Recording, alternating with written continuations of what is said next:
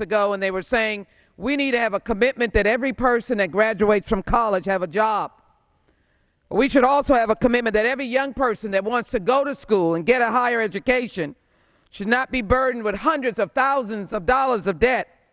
And for over 2 years, our good friend Mr. Courtney from Connecticut has been begging, and the Democrats have been begging, and the Education Committee has been begging, Mr. Miller's been begging, we've been begging on behalf of the American children to not cause them to pay this enormous amount, but to hold the interest rates for middle-class families and working families, 3.4%.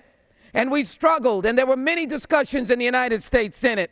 And the reason why they continued to struggle is because they wanted to make sure that the victory came out for those young people of working parents and middle-class parents.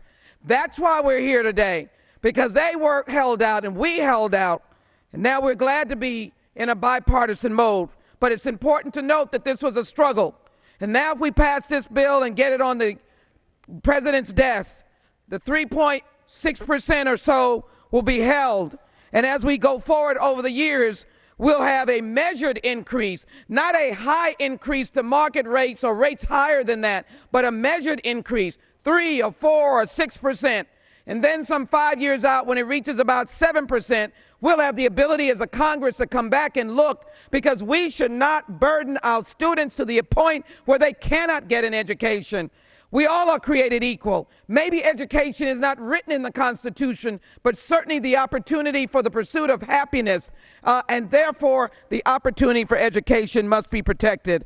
This is a crucial difference. Bipartisan Senate bill of 11,000, current law right now 14,000, and what the House Republican bill passed was some $16,000, almost $17,000. Mr. Speaker, this is a relief. This is to be applauded, and I'm delighted that we finally come to our senses. I yield back. Gentleman's time has expired. Gentleman from California reserves. Gentleman from Minnesota is recognized. Mr. Speaker, I reserve.